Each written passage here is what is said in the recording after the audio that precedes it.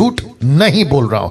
मैं प्रार्थना कर रहा था स्लाइड को तैयार करते करते कि प्रभु ऐसे सभी वो स्लाइड्स और एक एक लाइन, एक एक वचन, एक एक चीज, स्टेटमेंट लोगों के हृदय को छेदने पाए, उनके हृदय को पेनिट्रेट करने पाए, ताकि उनका मन बदल सके और वे सत्य को जान सके, अनंत काल का नरक से बचकर अनंत काल का स्वर्ग वो पा सके। प्रभु मैं आपको धन्यवाद देता हूं, आपकी स्तुति करता हूं, आपकी प्रशंसा करता हूं प्रभु, और मैं जानता हूं कि परमेश्वर पिता आप ऐसा ही करोगे। आदर महिमा आपको देता हूं पिता। ये प्रार्थना यीशु के नाम से इस वक्त में मैं मांगता हूं, सुने और कबूल करें, आमीन। आप लोग अगर बैठे हैं तो आप सेटल हो जाएं। साथ ही साथ आप अगर YouTube पे मुझे देख रहे हैं, हो सकता है गाड़ी चलाते चलाते आप मुझे सुन रहे हैं, कोई दिक्कत नहीं है। मैं चाहता हूं कि आप भी वहीं से जो है मुझे फॉलो करें, ध्यान दें। और इस वक्त में मैं समझता हूं कि परमेश्वर फेसबुक और YouTube दोनों जगहों से परमेश्वर आज हम सभी से बात करेगा, आमीन। नाउ फेसबुक के ऊपर इस वक्त में कम से कम 500 लोग लाइव हैं और YouTube पर कितने हैं? ओके, तो मैं समझता हूं कि टोटल 800 लोग इस वक्त में लाइव हैं। 800 people they are watching now.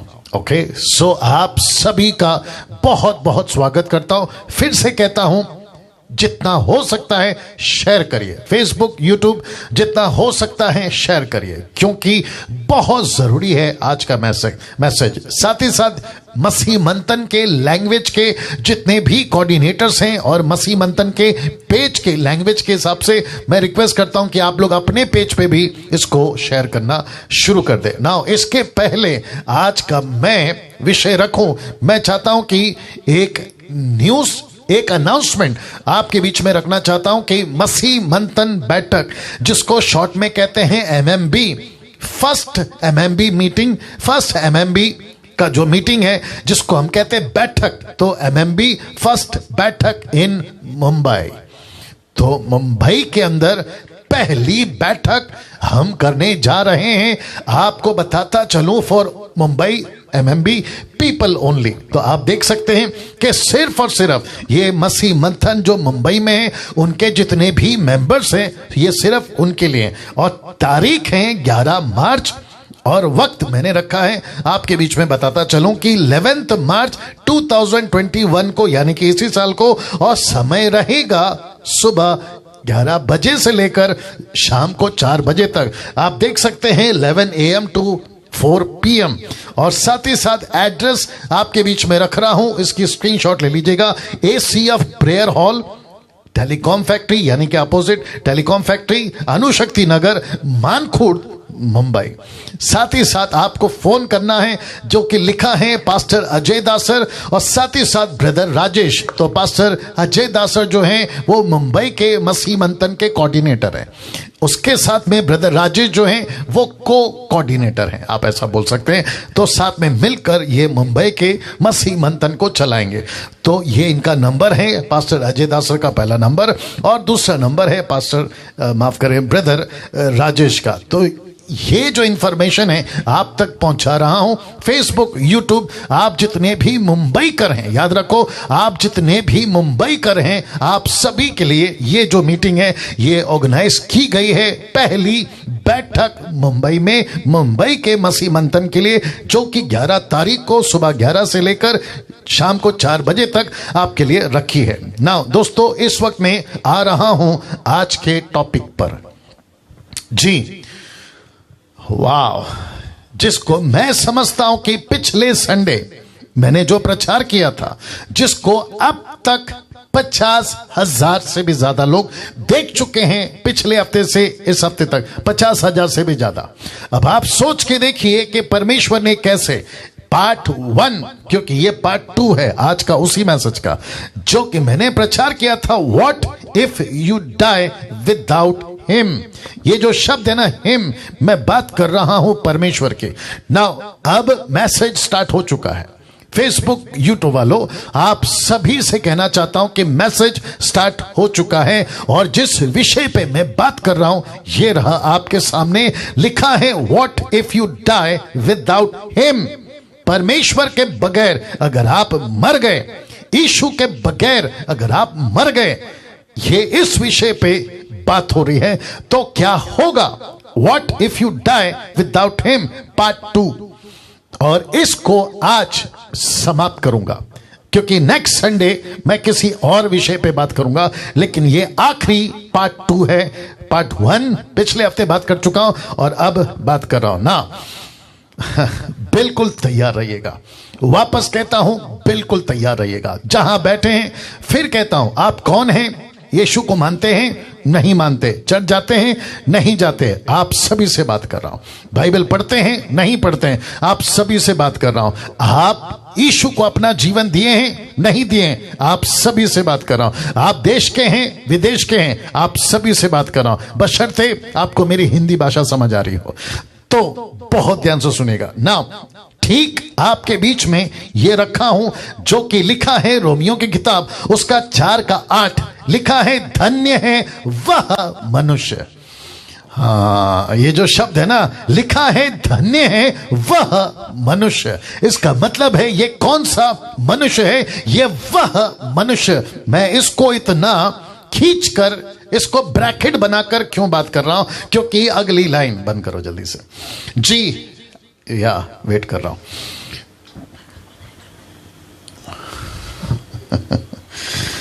It's okay, it's okay, it's okay, चलेगा, no problem, no problem, no problem. वो पूरा गड़बड़ होएगा। इट्स ओके, इट्स ओके, जाओ। वाह, वंडरफुल जीसस। चलिए वापस आ रहे हैं आपके बीच में। जहां से मैं शूट कर रहा हूं वहां पे कुछ दिक्कतें हैं जिसके चलते हम ठीक कर रहे हैं, ठीक है ना। चलिए वापस आ रहा हूं। लिखा है धन्य है वह मनुष्य। ये वह मनुष्य कौन है जिसको मैं इतना खींच रहा हूं या इसको इतना ब्रैकेट बना रहा हूं? बड़े ध्यान से देखिएगा। लिखा है जिसे परमेश्वर पापी ना ठहराए। वाह, वापस आते हैं दोस्तों आपके बीच में। लिखा है जिसे परमेश्वर पापी ना ठहराए, जिसे परमेश्वर पापी ना ठहराए।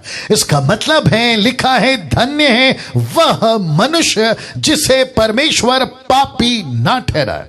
और जिसका मतलब आपके बीच में रख रहा हूं, एक ऐसा व्यक्ति जिसको परमेश्वर ने ऐसा कहा है। दूसरा तिमोथियु उसका 4 अध्याय वचन 8, 2 Timothy chapter 4 verse 8 लिखा है, भविष्य में मेरे लिए, बहुत ध्यान से देखिएगा, भविष्य में मेरे लिए लिखा है धर्म का मुकुट। जी, इंग्लिश में कहते हैं क्राउन। लिखा है धर्म का मुकुट रखा है, जिससे प्रभु जो धर्मी और न्यायी है मुझे उस दिन देगा, और मुझे ही नहीं, बहुत ध्यान से देखिएगा, लिखा है वरन उन सबको भी जो उसके प्रकट होने की प्रिय जानते हैं, उसके प्रकट होने को प्रिय जानते हैं। इसका मतलब क्या है? क्यों लिखा है यहां पर कि धन्य है वह जिसको परमेश्वर पापी नहीं ठहराए? क्योंकि ये वो मनुष्य है जिसके पाप माफ हो चुके हैं। ये वो मनुष्य है जिसको परमेश्वर ने उद्धार, सैल्वेशन दे दिया है, जिसका जिक्र पिछले हफ्ते मैंने कहा था। ये वो व्यक्ति है जिसकी आत्मा, मैं रिपीट करता हूं, जिसकी आत्मा बच गई है, जिसकी आत्मा का उद्धार हो चुका है। मैंने पिछले हफ्ते कहा था कि जो स्पिरिट है ना, वो इटर्नल है, अनंत काल के लिए। तो ऐसे व्यक्ति को परमेश्वर कहता है कि मैं उसको मुकुट दूंगा। कौन सा मुकुट? लिखा है धर्म का वह मुकुट। क्यों? क्योंकि परमेश्वर को इस व्यक्ति ने जान लिया, और यही मुकुट, यही क्राउन हम सबको, मुझको, आपको, देश को, विदेश को, जो अभी देख रहे हैं, उन सभी को परमेश्वर देने वाला है। क्या अद्भुत नजारा होगा जब हम स्वर्ग में लाखों करोड़ों स्वर्गदूतों के सामने यीशु मसीह आपका मेरा नाम बुलाकर उस भीड़ में से आवाज देगा और कहेगा कि चले आओ, क्योंकि तुमको मैं ये मुकुट दे रहा हूं। क्यों? क्योंकि तुमने इस पाप की दुनिया में मुझे जाना, इस पाप की दुनिया में तुमने अपना जीवन मुझे दिया ना। भजन संहिता उसका 32 का 1 और 2 तक क्या कहता है, जरा ध्यान दीजिएगा। मैं चाहता हूं कि इसके ऊपर आप फोकस करें। लिखा है क्या ही धन्य है वह ये देख लीजिए ब्रैकेट किया है, क्या ही धन्य है वह। और बिल्कुल ठीक में मैंने ब्लैक से स्पॉट किया है, लिखा है कोई भी मनुष्य क्यों ना हो, कोई भी मनुष्य, हिंदू, मुस्लिम, सिख, ईसाई, बुद्धिस्ट, पारसी, आदिवासी, यहूदी धर्म, कोई भी हो, ऐसों को कहता है भजन लिखने वाला, क्या ही धन्य है वह, ब्रैकेट में कोई भी मनुष्य जिसका अपराध क्षमा किया गया और जिसका पाप ढांपा गया हो। क्या ही धन्य है वह मनुष्य जिसके अधर्म का यहोवा लेखा ना ले और जिसकी आत्मा में कपट ना हो। वाह, ऐसा मनुष्य को परमेश्वर धन्य कहता है। क्यों? फिर से कहता हूं, क्योंकि परमेश्वर ऊपर बैठा किसी का उद्धार कर देता है, वो अनंत काल के लिए बच जाता है, वो अनंत काल के लिए परमेश्वर की नजर से परमेश्वर के उपस्थिति में आ जाता है और परमेश्वर की नजर में धर्मी बनता है। और ऐसों को परमेश्वर कहता है क्या ही धन्य है वो मनुष्य। ना दोस्तों, बहुत ध्यान से सुनेगा और साथ ही साथ आपका कमेंट बॉक्स पे आपको कैसा लग रहा है टाइप करते रहें। और जो टिक टिक है ना, जिसको मैं हमेशा कहता हूं थंब भेजना, हार्ट भेजना, लाइक करना, ये जारी रखेगा। फेसबुक, यूट्यूब दोनों जगह से बात कर रहा हूं ना। बहुत ध्यान से सुनेगा दोस्तों, बहुत ध्यान से सुनेगा। इस कॉन्सेप्ट को जो आपके बीच में रखा हूं, 2 हफ्ते से चला रहा हूं, what if you die without him. और अब मैं बता रहा हूं कि क्या ही धन्य है वो व्यक्ति जिसको परमेश्वर पापी ना ठहराए। तो उस सिस्टम को या उस बात को मैं इस दुनिया के एक चीज से कनेक्ट कर रहा हूं जिसका सामना 90% लोगों का प्रतिदिन होता है। और मेरे कुछ मित्र हैं जिनका हफ्ते में महीने में मैं समझता हूं कि 6 से 7 बार तो होता ही है। और वह है, ठीक आपके बीच में रख रहा हूं, वह है यह, जी वह है यह, जिसको कहते हैं कि इस दुनिया की अदालतों में एक कानून है, एक न्यायाधीश है, न्यायाधीश।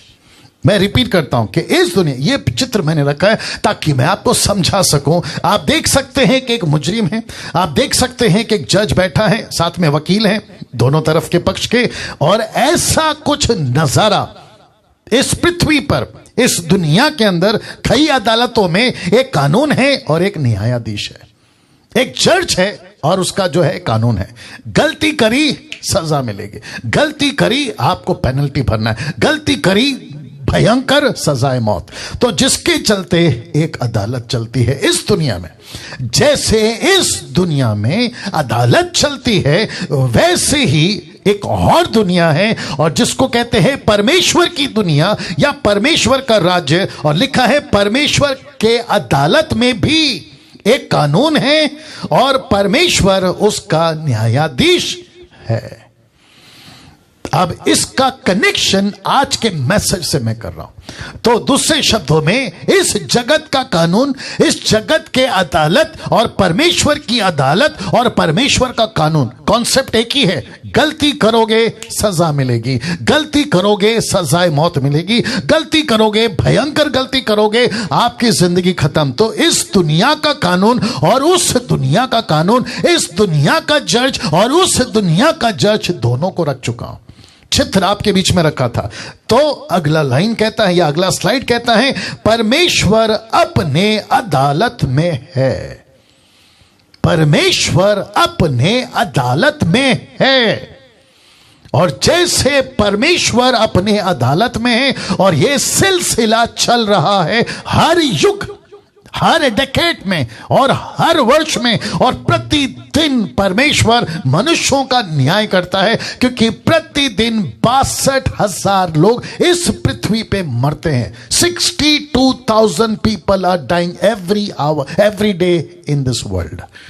अब आप सोच के देखिए क्या भयंकर परिस्थिति है और परमेश्वर अपने अदालत में है। और आपको पता है गुनहगार अपने कटघरे में है। और ये व्यक्ति, क्योंकि मैं किसी का फोटो नहीं रख सकता, या और जिसको मैंने आपको कन्वे कर सकूं उस तरीके से समझाने के लिए कि गुनहगार कटघरे में खड़ा है। यह गुनहगार कौन है? बहुत ध्यान से सुनिएगा। गुस्सा आ सकता है, तकलीफ हो सकती है, आप शायद कह सकते हैं कि डैनियल भाई आपने ये कैसे कह दिया, लेकिन यह सच्चाई है, यह वास्तविक है कि ऐसे कटघरे में कहां जहां परमेश्वर बैठा है वहां परमेश्वर अपने अदालत में है। और जहां पे परमेश्वर कहता है कि तुम दुनिया के लोग, तुम हिंदू, मुस्लिम, सिख, क्रिश्चियन, पारसी, आदिवासी, यहूदी, बौद्धिस्ट, आप दुनिया के जिस किसी भी धर्म के आते हैं, अमीर, गरीब, रोडपति, करोड़पति, परमेश्वर कहता है कि तुम एक कटघरे में खड़े हो। और एलिगेशन क्या है, जुर्म क्या है, इनकी सजा क्या है, माफ करें, इनका गलती क्या है? देखिए लिखा है रोमियो की किताब उसका 3 अध्याय वचन 10 से 12 तक में, जैसा लिखा है। आइए देखते हैं क्या लिखा है। मैं फिर रख रहा हूं, जैसा लिखा है कि कोई धर्मी नहीं, एक भी नहीं। मैं रिपीट करता हूं कि कोई धर्मी नहीं और एक भी धर्मी नहीं, और कोई समझदार नहीं, कोई परमेश्वर को खोजने वाला नहीं। सब भटक गए हैं, सब भटक गए हैं। देश में भटक गए हैं, विदेश में भटक गए हैं, शहरों में भटक गए हैं, गांव में भटक गए हैं, सड़कों पे भटक गए हैं, घर में भटक गए हैं, बाहर भटक गए हैं। और जिसके चलते परमेश्वर कहता है कि सब भटक गए हैं, सब के सब निकम्मे बन गए हैं, और कोई भलाई करने वाला नहीं, एक भी नहीं, एक भी नहीं, एक भी नहीं, एक भी नहीं। और इस व्यक्ति को, यानी मुझको और आपको, मेरा तो खैर 28 साल पहले मैं इस कटघरे से बाहर आ गया, जिसके चलते आज ये प्रचार कर पा रहा हूं आपको। और लेकिन जितने लोग अभी देख रहे हैं, मैं आप सभी को कहना मांग रहा हूं कि परमेश्वर ऐसा ही कुछ अपनी अदालत में बैठा है। मैं फिर से चित्र दिखा देता हूं। और एक गुनहगार, यानी कि इस पृथ्वी का वो हर इंसान एक कटघरे में खड़ा है, और परमेश्वर कहता है कि तुम्हारी गलतियां ये है तुम्हारी गलतियां, ये है तुम्हारी गलतियां। और परमेश्वर कहता है कि मेरी नजर में, जैसे यहां का कानून, यहां का संविधान, यहां के कॉन्स्टिट्यूशंस, यहां के कुछ लॉ हैं, वैसे ही परमेश्वर का कानून है, परमेश्वर का अपना कॉन्स्टिट्यूशन है, परमेश्वर की अपनी एक पुस्तक है जिसको कहते हैं बाइबल।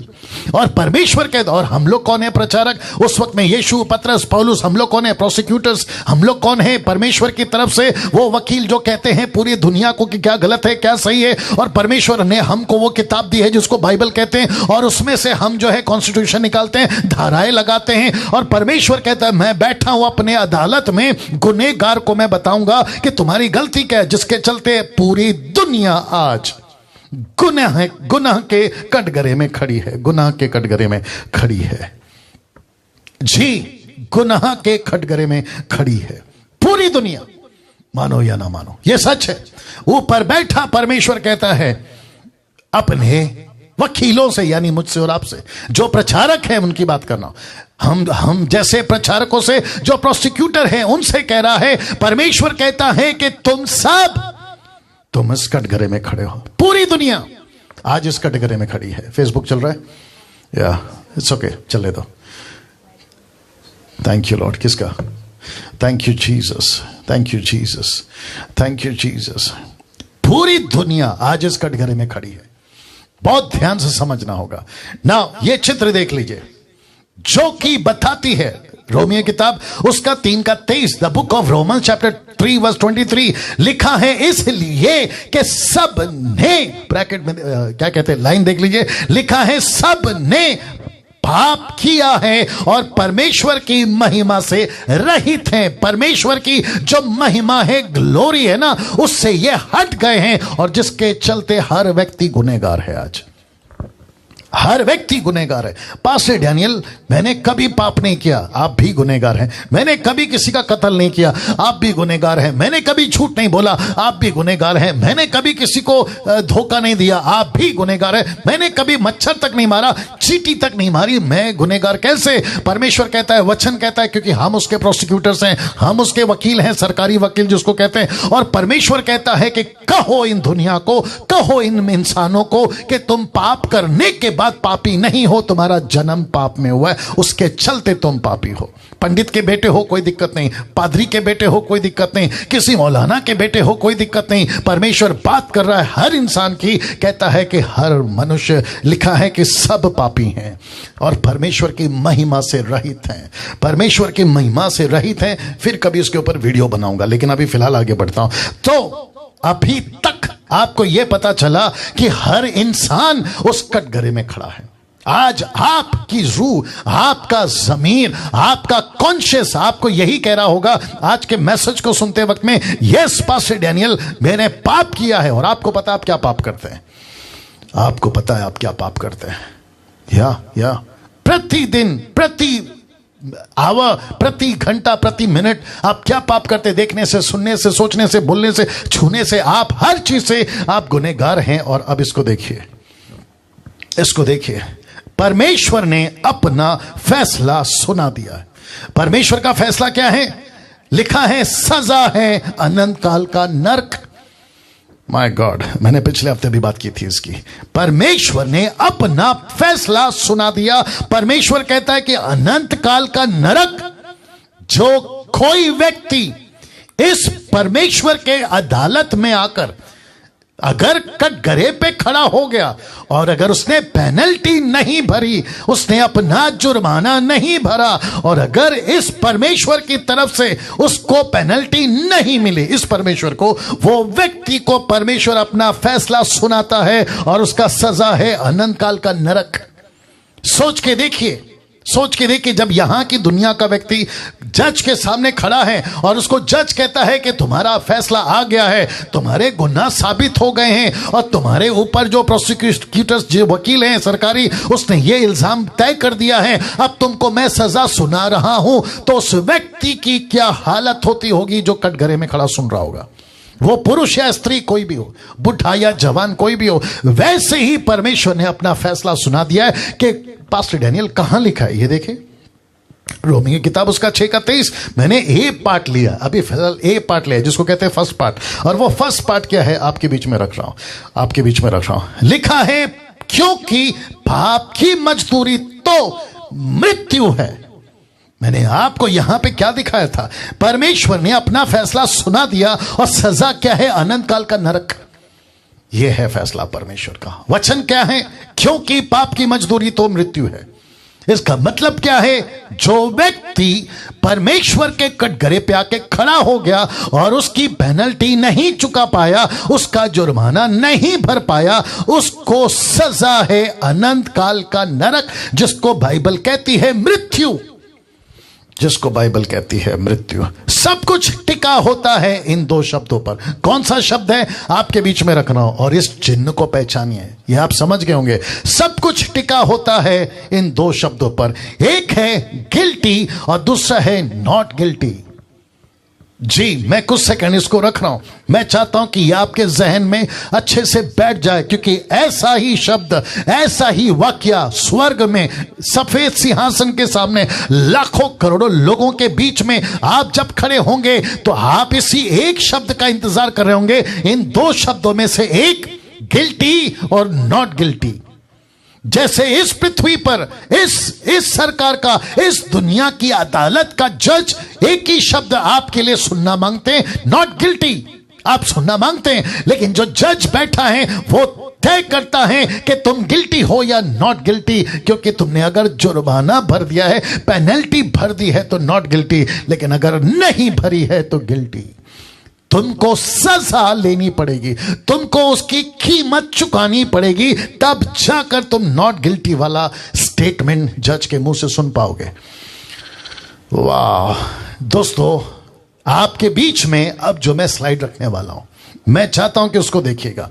एक तरफ आप और हम, दूसरे शब्दों में पूरी दुनिया, जिसको कहते हैं हम और आप गुनहगार हैं।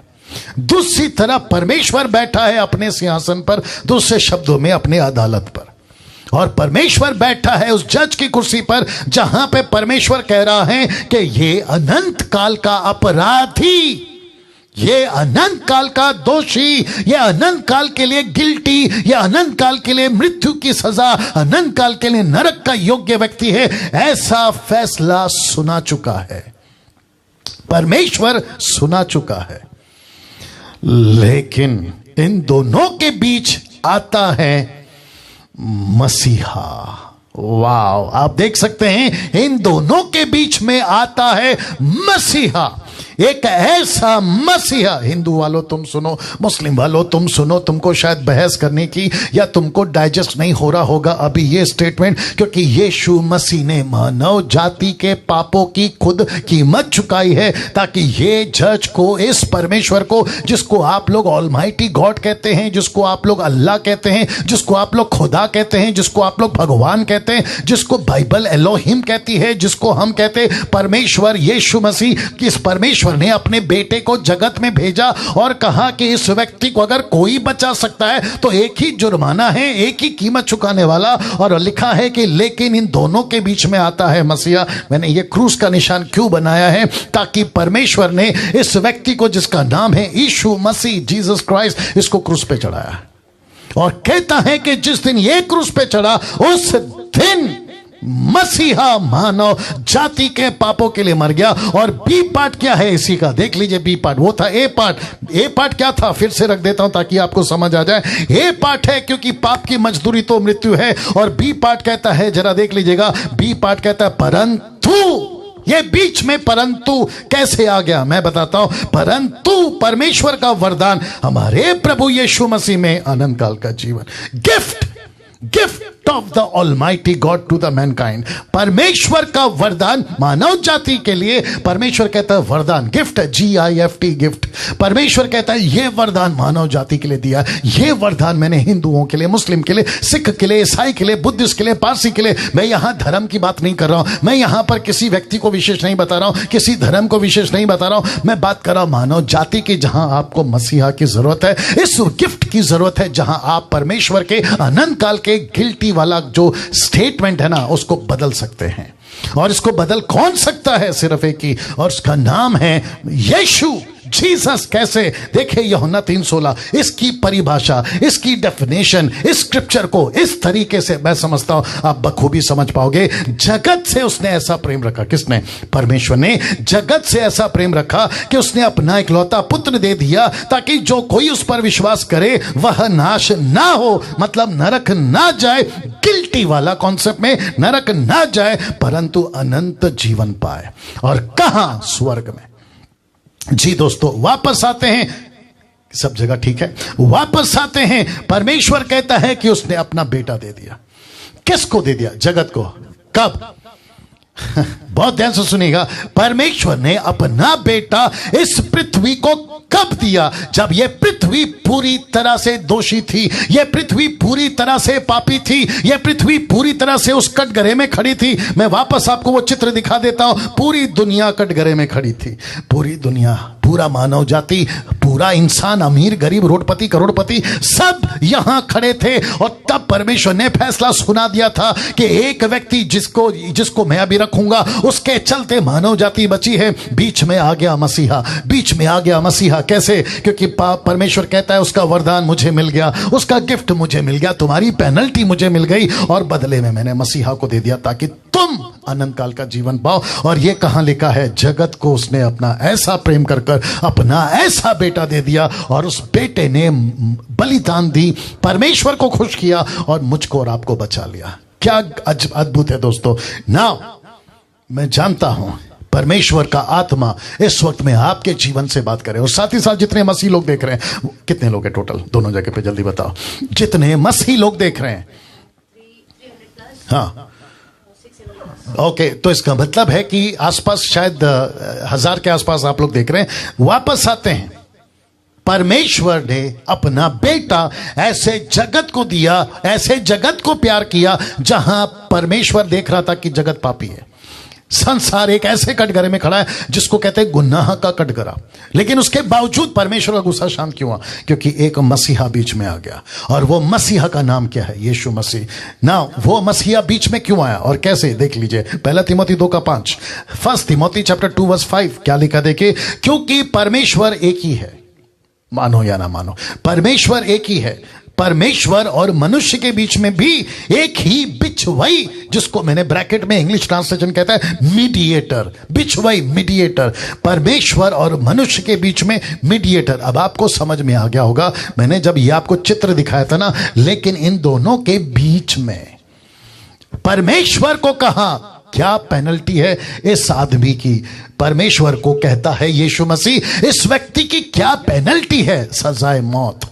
किसने कहा? इसने कहा इसको सजाए मौत। कहां लिखा है? फिर दिखा देता हूं। इसको सजाए मौत, इसको सजाए। परमेश्वर ने मौत फैसला सुना दिया, मानव जाति का फैसला सुना दिया, आदम जात का फैसला सुना दिया, हिंदू मुस्लिम सिख ईसाई सबका फैसला सुना दिया। सजा क्या है? मौत। सजा क्या है? नरक। तब ये कहता है, ओके वापस रख देता हूं, तब ये मसीहा कहता है, तब ये मसीहा कहता है इसके बदले मैं मरूंगा। माय गुडनेस, इस व्यक्ति के बदले मैं मरूंगा, हिंदू के बदले मैं मरूंगा, मुस्लिम के बदले मैं मरूंगा, बुद्धिस्ट के बदले मैं मरूंगा, जैन के बदले मैं मरूंगा, पारसियों के बदले मैं मरूंगा, यहूदियों के बदले मैं मरूंगा। इस पृथ्वी का जो भी धर्म का इंसान है ना, उन सब के बदले में यीशु कहता है मैं मरूंगा। तब ये परमेश्वर कहता है, ओह अगर तुम मर रहे हो, मुझे तो पेनल्टी चाहिए, मुझे तो वो बलिदान चाहिए जो मैं इस व्यक्ति को सजा देना चाहता हूं, क्योंकि पाप की मजदूरी मृत्यु है। लेकिन वचन कहता है परमेश्वर का वरदान। क्यों? क्योंकि परमेश्वर संतुष्ट हो गया। किससे? इस मसीहा से। आ रही है ना बात समझ में? परमेश्वर संतुष्ट हो गया। यही है पैगाम, यही है संदेश। मैं रखूंगा 2000 साल से यही संदेश है इंसानों का, इंसानों के लिए, हम सेवकों का। वाह! परमेश्वर कहता ठीक है, मुझे कीमत मिल गई। तब जाकर कहता है परमेश्वर का वरदान, गिफ्ट, मुफ्त में। अब इस व्यक्ति को, बहुत ध्यान से सुनिएगा, इस व्यक्ति को कोई पेनल्टी नहीं भरना है। वाह क्या अद्भुत है! नहीं, इस व्यक्ति को कोई पैसा नहीं चुकाना है। इस व्यक्ति को किसी प्रकार का तपस्या, किसी प्रकार का पेड़ चढ़ना, पहाड़ चढ़ना, पानी के अंदर, पानी के बाहर, पेड़ के ऊपर, पेड़ के नीचे, पहाड़ के ऊपर, पहाड़ के नीचे, इसको किसी प्रकार का कोई यज्ञ, कोई किसी प्रकार का पूजा, किसी प्रकार का फास्टिंग, किसी प्रकार का तपस्या, कांच पे चलना, आग में चलना, कांटों पे चलना, इसको कुछ नहीं करना है। इसको सिर्फ और सिर्फ विश्वास करना है कि मसीहा आ गया है। और लिखा है कि यीशु मसीह का वरदान, परमेश्वर का वरदान, यीशु मसीह के रूप में अनंत काल का जीवन, अनंत काल का जीवन। क्यों? क्योंकि ये बिछुआई बनकर आया। लिखा है परमेश्वर एक ही है, परमेश्वर और मनुष्य के बीच में भी एक ही बिछुआई है, मीडिएटर, अर्थात मसीह यीशु जो मनुष्य है। अब जब हम कहते हैं ना कि यीशु मसीह परमेश्वर है, आपको दिक्कत होती है, बोला बाइबल में तो नहीं लिखा। क्यों लिखेंगे जबकि ये मनुष्य बनकर आया? अब वो टॉपिक अलग है, मैं नहीं जाना चाहता हूं, बस इशारा दे रहा हूं। यीशु 100% इंसान बनकर आए। क्यों? क्योंकि जो कटघरे में खड़ा है उसको बचाना है, जो कटघरे में खड़ा है ना उसको बचाना है। पेनल्टी क्या है? मौत। सजा क्या है? मौत। कीमत क्या चुकानी है? मौत। तो यीशु कहता है ये नहीं मरेगा, मैं मरूंगा, और इसके बिहाफ में, इंसानों के बदले में ये मसीहा मिला। ये संदेश है। और लिखा है कि अगर ये मसीहा नहीं मरता, मैं रिपीट करता हूं, बहुत कड़वा सच है लेकिन मान लो, लिखा है अगर ये मसीहा नहीं मरता तो मनुष्य कभी भी बच नहीं पाता। किसी भी कीमत पे इंसान नहीं बच पाता अपने गुनाहों से जो उसने इस पृथ्वी पर किए हैं, पैदा होकर।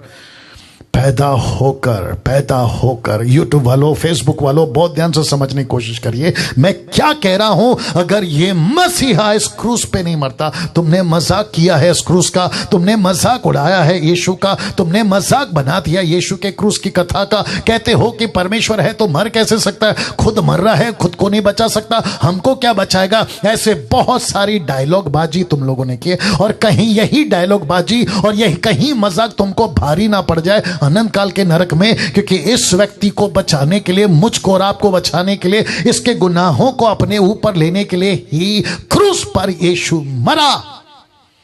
क्रूस पर यीशु मरा।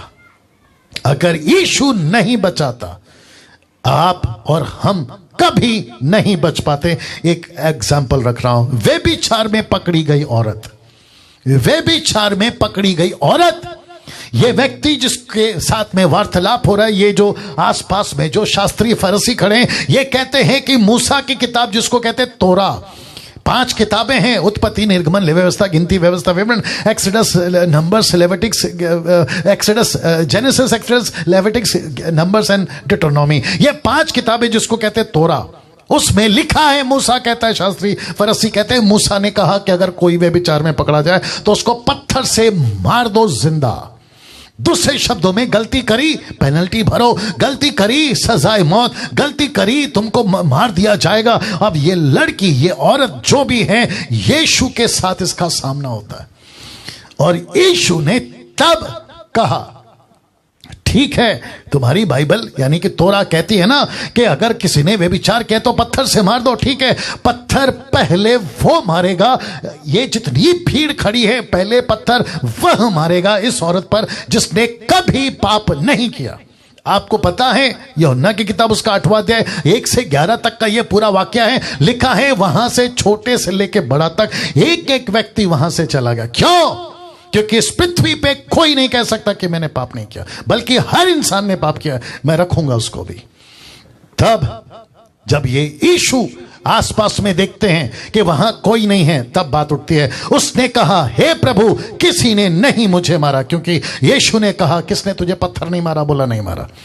तब यीशु ने कहा, क्या कहा देखिए, यीशु ने कहा, मैं भी तुझ पर दंड की आज्ञा नहीं देता, दंड की आज्ञा नहीं देता, जा फिर पाप ना कर, फिर से पाप ना कर। इसका मतलब क्या है? जब मैंने तुझे माफ कर दिया, क्योंकि कीमत मैं चुकाऊंगा तेरी औरत, ये औरत का, इस औरत का कीमत मैं चुकाऊंगा, क्योंकि सजा क्या है? मौत है ना, तो मौत तुझे नहीं मिलेगी, मुझे मिलेगी।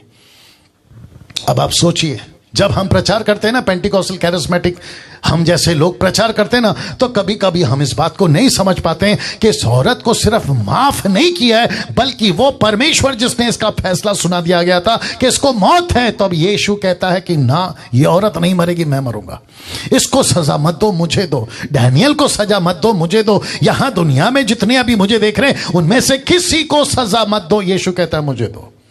तब जाकर परमेश्वर ने कहा, जा, मैं भी तुझे दंड की आज्ञा नहीं देता। इसलिए तो लिखा है ना, अगर ये मसीहा नहीं मरता तो मनुष्य कभी भी बच नहीं पाता, जिसके चलते मैंने ये रखा है ना। इसको देखिए दोस्तों, इस औरत को यीशु ने क्या कहा? Not guilty. देख लीजिए, ये वही औरत है जिसका फैसला आ चुका है इस पृथ्वी पर भी और उस पृथ्वी पर भी, इस ग्रह पर भी और उस ग्रह पर भी, ये जीते जी भी, मरने के बाद भी not guilty, not guilty, not guilty. ये दोषी नहीं है, दोषी नहीं है, दोषी नहीं है। किसने कहा? मसीहा ने कहा। क्यों? क्योंकि वो परमेश्वर कहता है ये गिल्टी है, यीशु कहता है नॉट गिल्टी। बोला क्यों? पेनल्टी चुका दी, कीमत चुका दी, कीमत चुका दी। अब इसको देखो, वाह दोस्तों, कैसा लग रहा है? टाइप करके बताते जाइएगा आप लोग, ठीक है ना। लिखा है पूरी दुनिया में 2000 सालों से एक ही प्रचार हो रहा है, यीशु को मानो, यीशु को मानो, यीशु को मानो। 2000 साल से पतरस, यीशु ने पहला शुरू करा, फिर पतरस को भेजा, या माफ करें पौलुस को भेजा, पहले सदी की कलीसिया को भेजा, 21वीं सदी को भेजा, और उससे लेकर अब तक, वहां से लेकर अब तक हम कौन हैं? हम परमेश्वर के प्रोसिक्यूटर्स हैं, हम परमेश्वर के सरकारी वकील हैं, और इस जगत को कह रहे हैं कि तुम पापी हो, कटघरे में खड़े हो, लेकिन कीमत चुका दी गई है, पेनल्टी भर दी गई है। ये डैनियल राज आपको बता रहा है अभी। वाह ये 2000 सालों से प्रचार चल रहा है, 2000 सालों से ये प्रचार को रोकने की कोशिश की गई। बोला यीशु का प्रचार मत करो, फिर भी चल रहा है। यीशु की बाइबल फाड़ी गई, फिर भी चल रहा है। यीशु के सेवकों को मारा गया, चीरा गया, जंगली जानवरों के आगे फेंका गया, और न जाने क्या क्या करके खत्म किया गया, लेकिन ये प्रचार आज भी चल रहा है 2000 सालों से। एक ही प्रचार, यीशु को मानो, यीशु को मानो, यीशु को मानो। यूहन्ना की किताब, पहला यूहन्ना की किताब, उसका पहला अध्याय वचन 8 और 9। हम क्या प्रचार कर रहे हैं और दुनिया क्या कहती है? देखो लिखा है, यदि हम कहें कि हम में कुछ भी पाप नहीं तो अपने आप को धोखा देते हैं। आप लोग कहते हो ना मैंने कोई पाप नहीं किया तो मैं पापी कैसा हुआ। वचन कहते हैं कि तुम पापी हो, क्योंकि लिखा है यदि तुम कहते हो कि हमने कोई पाप नहीं किया तो खुद को धोखा देते हो और हम में सत्य नहीं है। यदि हम अपने पापों को मान लेते हैं तो वह, ब्रैकेट में मैंने यीशु रखा है, लिखा है कि वह हमारे पापों को क्षमा करने और हमें सब अधर्म से शुद्ध करने में विश्वास योग्य और धर्मी है। मैं फिर बताता हूं, 2000 सालों से एक ही प्रचार चल रहा है, यीशु को मानो, यीशु को मानो, यीशु को मानो। क्यों? क्योंकि जब परमेश्वर की अदालत में तुम खड़े होगे ना, तो ये वही मसीह है जो तुमको बचाएगा। इसलिए लिखा है what if you die without him. तुम्हारी आत्मा पृथ्वी पे इस शरीर को छोड़ने से पहले, अगर तुमने यीशु को नहीं अपनाया या नहीं माना, और तुम्हारी आत्मा, जैसे कपड़ा शरीर को छोड़ के हम दूसरा कपड़ा पहनते ना, तो वैसे तुम्हारी आत्मा ये शरीर को छोड़ के दूसरा शरीर पहनेगी, जिसको कहते हैं आत्मिक शरीर। तो जैसे ही वो वहां पहुंचेगी तो परमेश्वर एक ही चीज पूछेगा, ओके आ गए हो, जुर्माना भरो। बोला कैसा जुर्माना? तुम पापी थे, तुमने पाप किया था जब पृथ्वी पे थे। बोला ओके, फिर क्या? बोला अभी सजाए मौत है, लेकिन अगर उद्धार हो गया है तुम्हारा, अगर यीशु को मान लिया जीते जी, तब यीशु बगल में आकर खड़ा हो जाएगा। कैसे? कहेगा कि इसकी कीमत मैंने चुकाई है, इसको अनंत काल का जीवन। अब इसको देखिए दोस्तों, आपके बीच में रख रहा हूं, 1 कुरिन्थियों 6:9 से 10 तक में, बहुत ध्यान से सुनिएगा। क्या तुम नहीं जानते कि अन्यायी लोग, मतलब पापी लोग, अन्यायी लोग, ब्रैकेट में विश्वासी हो या अविश्वासी, मैं अभी दोनों से भी बात करूंगा, ठीक है ना। लिखा है कि अन्यायी लोग परमेश्वर के राज्य के वारिस ना होंगे, नहीं होंगे। कौन से लोग? अन्यायी लोग। ये अन्यायी लोग कौन कौन है? मैं जानता हूं 9 बज गए, लेकिन बर्दाश्त करिए, ठीक है ना। अच्छी बातें सुन रहे हैं आप लोग। टोटल कितने लोग हैं जल्दी बताओ। लिखा है धोखा ना खाओ, या लिखा है धोखा ना खाओ। इसका मतलब क्या है? कौन सी चीजों में धोखा नहीं खाना है? अभी जो ऊपर पड़ा है उस चीजों में धोखा नहीं खाना है कि गलत लोग, अन्यायी लोग, पापी लोग परमेश्वर के राज्य के वारिस नहीं हो सकते। ऐसे कौन कौन है?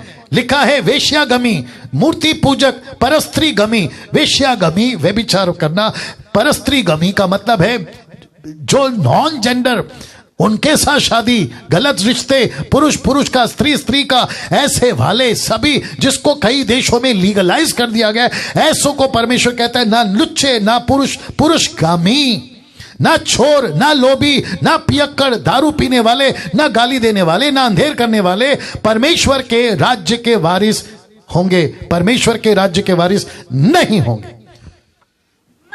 जी, वापस पढ़ रहा हूं आपके बीच में।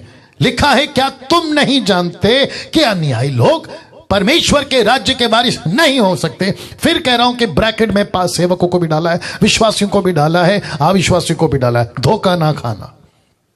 कुछ प्रचारक आजकल प्रचार कर रहे हैं कि प्रभु में सब चलता है, प्रभु में सब चलता है। दारू पियो चलता है, सिगरेट पियो चलता है, आप गलत काम करो चलता है, उल्टे सीधे वीडियो देखो चलता है, आप संसारिक बन जाओ चलता है, पिक्चर के गाने सुनो, पिक्चर के गानों पे एंजॉय करो, सब चलता है। इसलिए लिखा है धोखा ना खाना। Do not be deceived. धोखा नहीं खाना।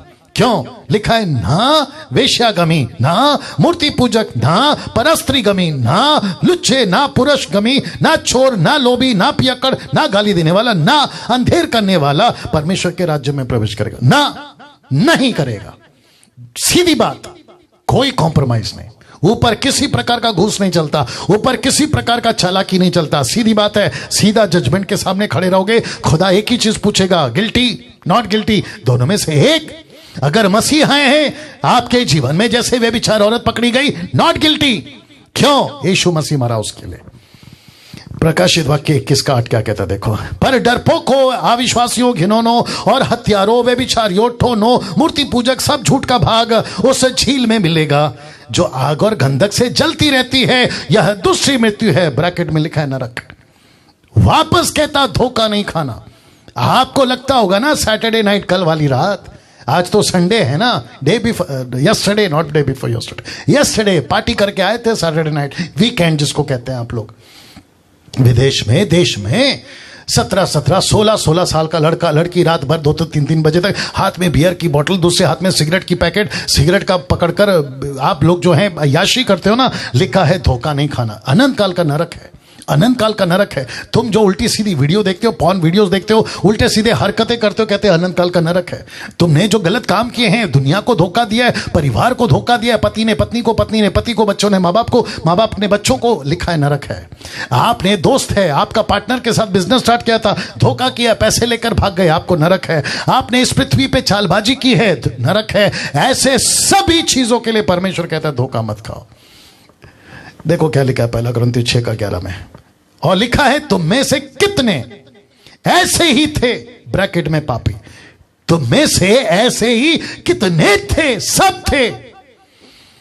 लिखा है परंतु ये आ गई अभी अच्छी बात, लिखा है परंतु तुम प्रभु यीशु मसीह के नाम से। दूसरे शब्दों में बीच में आकर खड़ा हो गया यीशु, कहता है कि इसको माफ करो, क्यों? कीमत चुकाई है। परंतु तुम प्रभु यीशु मसीह के नाम से हमारे परमेश्वर के आत्मा से धोए गए, परमेश्वर की आत्मा से धोए गए, पवित्र किए गए, धर्मी ठहराए गए। ये यीशु ने आपके लिए किया। मैं फिर कहता हूं, चीख चीख कर कहता हूं, गला फाड़ कर कहता हूं, जिस तक जा रही है सबको कहता हूं कि ऐसी कीमत यीशु ने सिर्फ और सिर्फ ईसाइयों के लिए नहीं, बल्कि इस पृथ्वी के 780 करोड़ लोगों के लिए कीमत चुकाई है। उसमें सब धर्म आ गए, उसमें सब धर्म आ गए, इन सब के लिए यीशु ने यह कीमत चुकाई है। नाउ अभी फेसबुक और यूट्यूब पे जो आप लोग देख रहे हैं, मैं रिक्वेस्ट करता हूं जब ये अपलोड हो जाए ना, इसको खूब शेयर करिएगा, दूसरों तक पहुंचाइएगा। और मैं चाहता हूं कि ये बात लोगों के कानों में पहुंचने पाए कि इस पृथ्वी को छोड़ने से पहले वो आदमी यीशु को अपना जीवन देकर जाए, नहीं तो गई भैंस पानी में। नाउ दोस्तों, मैं एक चित्र आपके बीच में रख रहा हूं जो पहले दिखाया था, इस अदालत में और इस अदालत में। जी कुछ सेकंड दीजिए, मैं रख रहा हूं जी। लिखा है क्या फर्क है इन दोनों अदालतों में, आप देख लीजिए क्या फर्क है। जो व्यक्ति अभी आपके ठीक स्क्रीन के ऊपर ऐसा गुनहगार बनकर खड़ा है, क्योंकि इसको सजा तो सुना दी गई है, आप जानना चाहते हैं क्या फर्क है इन दोनों अदालतों में? एक, पहला, कीमत चुकानी होगी, ये जज कहता है। क्यों? बहुत ध्यान से सुनना, क्योंकि जिसने गलती की है वही कीमत चुकाएगा, ये जज कहता है या कहती है, ये कहता है जिसने गलती की है वही कीमत चुकाएगा। राकेश, अनिल, सुनील, अनीता, सुनीता, कविता, पीटर, डिसोजा, पिंटो, रॉबर्ट, आप जो भी हैं, जिसने गलती, अनिल, अनवर, सलीम, जिसने भी गलती की है वही कीमत चुकाएगा। तो पहला है कीमत चुकानी होगी, तब जाकर वो रिहा हो सकता है, तब जाकर। और अगर गुनाह बहुत भयंकर है तो उसको सजाए मौत, उसको सजाए मौत, हैंग टिल डेथ, ऐसी मौत। दूसरा, कीमत चुका दी गई है, ये जज कहता है कीमत चुकानी होगी। और यहां एक सिस्टम चलता है कि कीमत चुका दी गई है, और कीमत किसने चुकाई? कीमत मसीहा ने चुकाई, कीमत इस मसीहा ने चुकाई। अब एक चीज और आपके बीच में रख रहा हूं, लिखा है भेड़ों को बकरियों से अलग करना। कैसे? मैं बता रहा हूं। एक भीड़ खड़ी होगी दाहिनी और दूसरी खड़ी होगी बाईं, तो एक होगा राइट तरफ, दूसरा होगा लेफ्ट तरफ, जिसको लिखा है दाहिनी और बाईं। ये भेड़ बकरी का कॉन्सेप्ट आपको समझा देता हूं। मत्ती के 25 के 32 से 34 तक में, मैथ्यू चैप्टर 25 32 to 34। आइए क्या लिखा देखते हैं। लिखा है सब जातियां उसके सामने इकट्ठी की जाएंगी। किसके सामने? इस सिंहासन के सामने। आप देख लीजिए, भीड़ की भीड़, सब जातियां इसके सामने इकट्ठी की जाएंगी, इकट्ठी की जाएंगी। जैसा चरवाहा भेड़ों को बकरियों से अलग कर देता है, वैसे ही वह परमेश्वर का पुत्र वह उन्हें एक दूसरे से अलग करेगा, और वह भेड़ों को अपनी दाहिनी और राइट हैंड, अपनी दाहिनी और बकरियों को बाईं और लेफ्ट की तरफ खड़ी करेगा। तब राजा अपनी दाहिनी और वालों से कहेगा, हे मेरे पिता के धन्य लोगों, जाओ, आओ, माफ करें, लिखा है मेरे पिता के धन्य लोगों, आओ, कम, आओ, उस राज्य के अधिकारी हो जाओ जो जगत के आदि से तुम्हारे लिए तैयार किया हुआ है। माय गुडनेस, ये जो चित्र आप देख रहे हैं ना, परमेश्वर का पुत्र कहता है कि दुनिया को, जब पूरी दुनिया का फैसला हो रहा होगा, तब यीशु कहता है कि भेड़ों को बकरियों से अलग, बकरियों को भेड़ों से अलग करूंगा, किसी को राइट में तो किसी को लेफ्ट में खड़ा करूंगा, और जो राइट में खड़े हैं उसको कहता है कि हे मेरे पिता के धन्य लोगों, आओ। कहां आओ? उस राज्य में। कौन सा राज्य? जो जगत की उत्पत्ति के पहले से तैयार किया है। यीशु को आपके लिए बलिदान जगत की उत्पत्ति के पहले से, आपके लिए पेनल्टी जगत की उत्पत्ति से पहले से, आपके लिए अनंत काल का जीवन जगत की उत्पत्ति के पहले से। क्या मसीहा है, क्या प्रचार है, क्या परमेश्वर है, और क्या बातें हैं जो आपके बीच में रख रहा हूं। इस दुनिया में कोई ऐसी बातें नहीं कर सकता। ऐसी बातें 2000 सालों से प्रभु अपने लोगों के द्वारा करवा रहा है। लिखा है जगत की आदि से तुम्हारे लिए तैयार किया हुआ है। अब इसको देखो 25 का 41 मैथ्यू 25:41 लिखा है, तब वह बकरियों को, यानी कि बाईं ओर वालों से कहेगा। सुनना चाहते हो क्या कहेगा?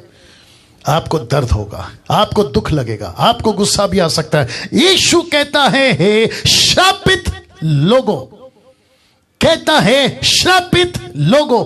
किसको? जो बाईं ओर खड़े।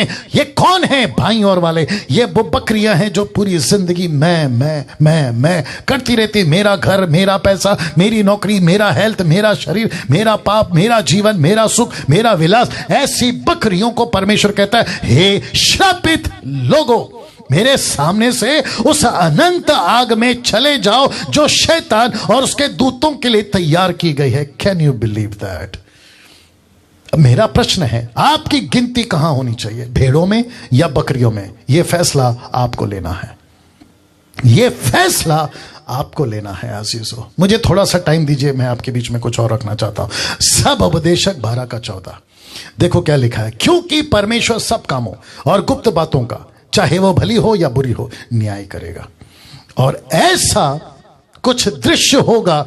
ये आप हैं, ये परमेश्वर है, ये एक पुस्तक है, और वहां पुस्तकों, ये है सिंगुलर और वो है प्लूरल, बहुत सारी पुस्तकें। और इस व्यक्ति को परमेश्वर अपने सिंहासन से पूछेगा, तूने जितने भी गुनाह किए हैं उन सब का हिसाब दे। तब जाकर यहां पर देख लीजिए, आपने पृथ्वी पर जितने भी पाप किए हैं, एक एक का हिसाब देना होगा। एक एक का हिसाब देना होगा। मैंने सिगरेट पिया, हिसाब दो। मैंने गुटखा खाया, हिसाब दो। मैंने व्यभिचार किया, हिसाब दो। मैंने धोखा दिया, हिसाब दो। मैं नशा करता था, हिसाब दो। मैंने चोरी करी, हिसाब दो। मैं भ्रष्टाचार करता था, हिसाब दो। मैं सरकारी नौकर था, वहां घूस लेता था, हिसाब दो। मैं चोरी करता था, हिसाब दो। मैंने बहुत सारे गलत काम किए। प्रभु कहता है, हिसाब दो। एक एक गलती का आपको हिसाब देना होगा। मेरा प्रश्न है आपसे, फैसला आपके हाथ में। इसलिए क्या लिखा है देख लीजिए, वापस रख रहा हूं। यह फैसला आपको लेना है। यह फैसला आपको लेना है। मैं चाहता हूं कि इस वक्त में, मैं बस समाप्त करने वाला हूं, मैं चाहता हूं कि इस वक्त में आप ये सोचिए, अगर आप यहां खड़े हो गए और प्रभु आपसे पूछने लगे, एक एक पापों का हिसाब दो, तब आपको कौन बचाएगा पता है? सिर्फ एक। अगर इस पृथ्वी पे जीते जी, मैंने टॉपिक क्या रखा है, what if you die without him. मरने से पहले अगर आपने उसको नहीं जाना और मर गए तो भैया यहां पे तुम अकेले होगे, मसीहा बगल में नहीं होगा। लेकिन अगर तुम यहां होगे ना, तो मसीहा बगल में होगा और कहेगा कि परमेश्वर, इसकी कीमत चुका दी गई है, इसकी पेनल्टी भर दी गई है, अब इसके ऊपर कोई एलिगेशन नहीं लगेगा, क्योंकि इसको अनंत काल का जीवन इसने जीते जी पाया है। जीते जी पाया है। मैं उन सभी से बात कर रहा हूं जो मेरा अभी हिंदू भाई देख रहा है, मुस्लिम देख रहा है, पारसी देख रहा है, बुद्धिस्ट देख रहा है, जैन देख रहा है, आप जो भी यहूदी देख रहे हैं, आप कहीं से भी देख रहे हैं, मैं आप सभी से पूछना चाहता हूं, क्या मरने से पहले तुम यीशु को नहीं अपनाना चाहोगे जब इतना कुछ सुन लिया है? मैं कौन सी दुनिया की बात कर रहा हूं, यहां की नहीं, मैं वहां की बात कर रहा हूं। मसीहा कहां से आया? वहां से आया। आपको मजाक लगेगा, चंदा मामा की कहानी लगेगी, फेयरटेल स्टोरी टाइप लगेगी, लेकिन ये वास्तविक है, ये सच्चाई। यही तो धोखा देके रखा है शैतान ने। कहता है कि कोई नरक नहीं है, कोई स्वर्ग नहीं है, बस एंजॉय करो। जी नहीं, ये गलत है। नास्तिक वाले यही तो कहते हैं, जो नहीं मानते ना खुदा को, ये वही तो कहते हैं कि कोई दुनिया नहीं है, कुछ नहीं होगा, जो भी है यहीं पर है। बहुत बड़े धोखे में है। चलो एक आपका प्रॉब्लम भी सॉल्व कर देता हूं।